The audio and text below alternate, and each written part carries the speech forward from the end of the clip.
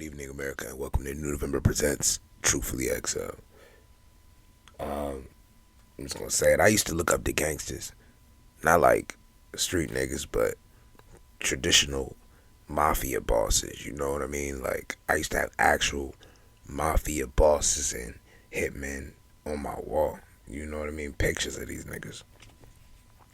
And I'm gonna be honest, like growing up wanting what you saw them having, you know, the camaraderie, the family of it all. I could understand wanting to be a part of that. But unfortunately for me, I was black in like 12. So there was no joining any mafia family. Because one, they don't usually hire 12-year-olds. And two, they definitely don't hire black 12-year-olds, 20-year-olds, 50. They don't care. You're just not getting in. So I remember once that whole thing passed, and I was like, all right, well, I'll never be able to meet those heroes. You know, hey, when you grow up in the hood, sometimes your heroes are motherfuckers with guns. So I never was gonna be able to meet them, but I did know of, you know, a place where there were similar guys to that, but they weren't on the level of them. But at the same time, they called themselves the Crips. And I remember I was so infatuated with everything they were doing, everything they would say, how they would talk, the handshake, the dress. It just got me, it captivated me. As I got older, you know, just doing a bunch of criminal shit and not getting paid for it, I was like kind of like, you know, like what are we doing? You know, like how is this going to benefit? And you know what I'm saying? Only the top dogs in the gangland really was getting paid like that.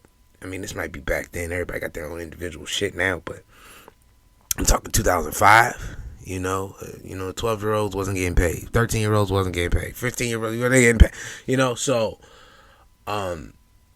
it's crazy because you fast forward and a lot of the quote unquote gangsters that I would hang around, you know, they either on the fent now or something else now, the boot, you know, they just out here and they really looking up to me now, like, damn, cuz you got the money, you got the, you know what I'm saying? And it taught me a lesson, bro. You spent all your time looking up to these niggas for them to eventually look up to you. You know?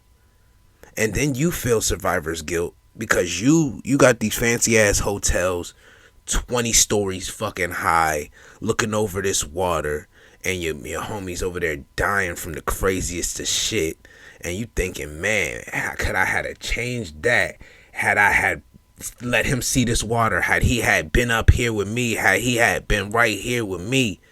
And you always gonna feel that way. You always gonna feel that way. But I'm here to tell you, whoever you are, it's not your fault. There's nothing you could have did to save that man from, you know, his plans. I believe that the younger generation should start looking up to niggas who go to work, niggas who pay their bills, niggas who pay their taxes, niggas who do the right thing. Because looking up to rappers, looking up to gangsters, shit, looking up to basketball players it's gonna break your heart, man. It's gonna break your heart. Entertainers, it's gonna break your heart every time. It's gonna break your heart every time. Now, with that heartbreak, you could either motivate yourself to do more, make a podcast, I don't know, go to work, anything. Or you could turn it into some demonic shit and try to get back and be like, you know what, they didn't let me do this. I'm gonna go make my own gang, or I'm gonna do something else counterproductive so that I make less money in the future. No. Listen to your Uncle Izzy. Go out there, dust yourself off, get a fucking job, save that money up, get the fuck out of there. Thank you for listening, man. I'm out.